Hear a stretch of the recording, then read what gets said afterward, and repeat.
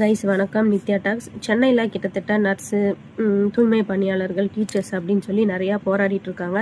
இதுக்கு நிரந்தர தீர்வு இவங்க ஆளுங்கட்சி இன்னுமே கொடுக்கலங்க. இந்த டீச்சர்ஸ் எல்லாம் ஏன் போராடுறாங்க அப்படின்னு சொல்லி பார்த்தா இது ஒரு பெரிய பேக்ரவுண்ட் இருக்குது.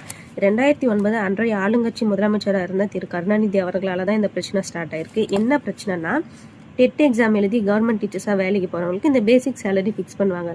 அப்படி ஃபிக்ஸ் பண்ணுறதுல தான் ஒரு நாள் முன்னாடி பின்னாடின்னு ஒரு தீர்மானம் எடுத்திருக்காங்க. இந்த தீர்மானத்தினால வந்த பிரச்சனை தாங்க இவ்வளோ பெரிய மேசிவ் டிஃப்ரெண்ட் வருது ஒருத்தரோட சேலரியில். என்னன்னு பார்த்தீங்கன்னா, 2009 மே 31 வரைக்கும் சேர்ந்தவங்களுக்கு ஒரு சம்பளமும், அதே 2009 ஜூன் 1லேருந்து இன்றைய காலகட்டத்தில் வேலைக்கு சேர்றவங்களுக்கும் ஒரு பேசிக் சேலரி ஃபிக்ஸ் பண்ணியிருக்காங்க. இங்கே தான் ஒரு பெரிய முரண்பாடு வருது.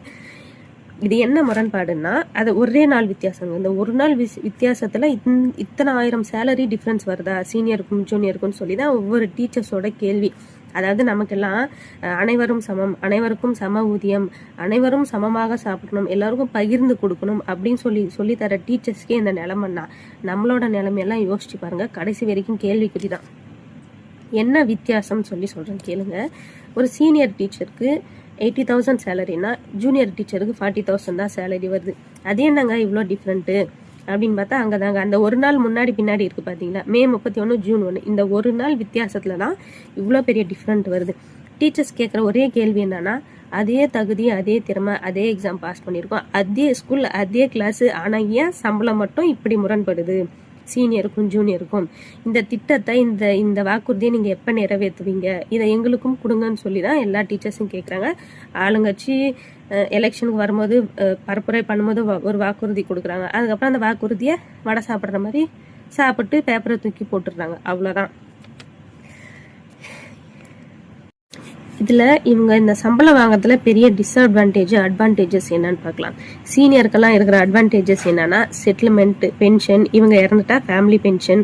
ஸோ அன்றைய காலகட்டம், இன்னொரு 10 வருஷம் கழிச்சு அன்றைய காலகட்டம் நிலவரப்படி, விலைவாசிப்படி என்ன சம்பளம் 2 படி 3 படி அகவிலைப்படி ஏறனா ஒரு 80,000 பென்ஷன் கொடுக்கணும் அப்படின்னு வந்தால் அரசாங்கத்தோட கடமை. இது அவங்க அந்த பென்ஷனை அந்த ஃபேமிலிக்கு கொடுத்து தான் ஆகணும். இன்க்ளூடிங் இவங்களுக்கு சம்பளத்தில் எந்த ஒரு பிடித்தமே பிடிக்கிறது கிடையாதுங்க. இப்போ ஜூனியர் டீச்சர்ஸ்க்கு பிடிக்கிற அளவுக்கு கூட இவங்களுக்கு சேலரியில் எந்த ஒரு பெர்சன்டேஜுமே பிடிக்கிறது கிடையாது. ஆனால் ஜூனியருக்கு என்ன ஒரு டிஸ்அட்வான்டேஜ் பார்த்தீங்கன்னா, பென்ஷன் கிடையாது, செட்டில்மெண்ட் மட்டும்தான். ஃபேமிலி பென்ஷனும் அவங்களுக்கு எதுவுமே கிடையாதுங்க. இவங்களுக்கு சேலரியில் ஒரு 5 to 10% பிடிக்கிறாங்க. அந்த 10% பிடிக்கிறாங்க பார்த்தியா, அந்த பிடிப்பு போக தான் கடைசி காலத்தில் இவங்க ரிட்டையர்ட் ஆகும்போது அரசாங்கம் ஒரு பணம் போட்டு அவ்வளோதான்ப்பா, இதுக்கப்புறம் உனக்கும் அரசாங்கத்துக்கும் எந்த சம்மந்தமும் இல்லை அப்படின்னு